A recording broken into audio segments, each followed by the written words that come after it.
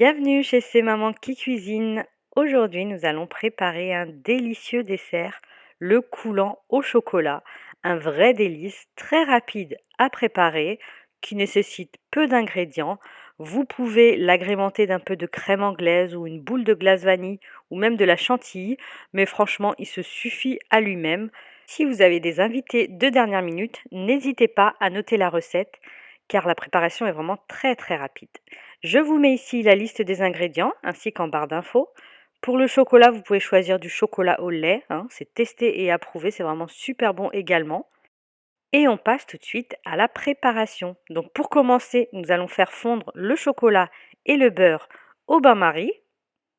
Pendant ce temps, nous allons battre dans un saladier les œufs et le sucre. On bat pendant 2 petites minutes environ, le temps que le sucre fonde bien dans les œufs. Maintenant, nous allons ajouter le mélange chocolat et beurre fondu et on mélange le tout. On ajoute ensuite la farine tout en fouettant la préparation. Voilà, votre mélange est prêt. Vous avez vu, c'est très rapide. Je vais vous montrer à présent comment je chemise mes cercles à pâtisserie, parce que je fais cuire moi mes fondants dans des cercles à pâtisserie. Je trouve que c'est la taille idéale et l'épaisseur idéale. Bien sûr, si vous avez des moules en silicone par exemple de même épaisseur et de même taille, n'hésitez pas à les utiliser. Donc, je vous montre ici, je beurre l'intérieur du cercle à pâtisserie afin d'y coller le papier cuisson. Le papier cuisson, je l'ai découpé de sorte à ce qu'il soit de même hauteur que le cercle à pâtisserie. Et là, je vais découper ce qu'il y a un petit peu en trop, en longueur. Et ensuite, on va simplement chemiser le cercle à pâtisserie. Donc c'est pour éviter que le gâteau colle. Il va monter vraiment correctement alors qu'il n'y a pas du tout de levure à l'intérieur.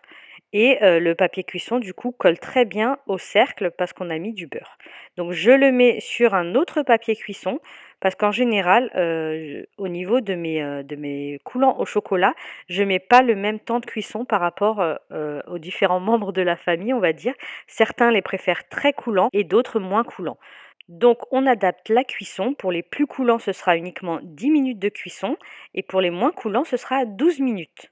Donc voilà, on remplit nos moules, nos cercles à pâtisserie. Par rapport au diamètre de mon cercle à pâtisserie, j'ai pu préparer 3 coulants au chocolat. Si vos moules sont plus petits, n'hésitez pas à réduire le temps de cuisson. Le but est vraiment d'avoir un cœur coulant, donc vous le verrez lors de la préparation. Autour, au fait, ce sera assez cuit et au milieu, ici, vous avez un cœur qui est encore mi-cuit. Donc les voilà après cuisson, on les laisse un petit peu tiédir avant le démoulage. Vous pouvez les déguster tièdes, bien évidemment, ou attendre un petit peu qu'ils refroidissent. Vous pouvez les préparer en avance et les mettre au réfrigérateur après cuisson.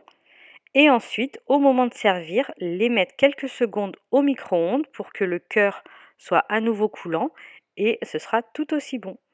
Ici, je vous montre un coulant dont le temps de cuisson était de 12 minutes et je vous montrerai en fin de vidéo pour un cœur coulant de 10 minutes de cuisson qui sera beaucoup plus coulant, beaucoup plus liquide.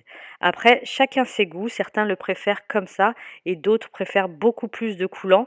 Donc là, vous adaptez vraiment la cuisson selon vos goûts. C'est vraiment un dessert délicieux, n'hésitez pas à le tester. Ça fait des années que je fais la même recette et j'ai jamais eu aucun raté.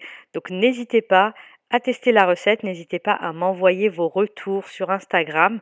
Ça fait toujours plaisir d'avoir vos petites photos ou d'avoir vos commentaires aussi sous la recette, sous cette vidéo ou sous les photos d'Instagram.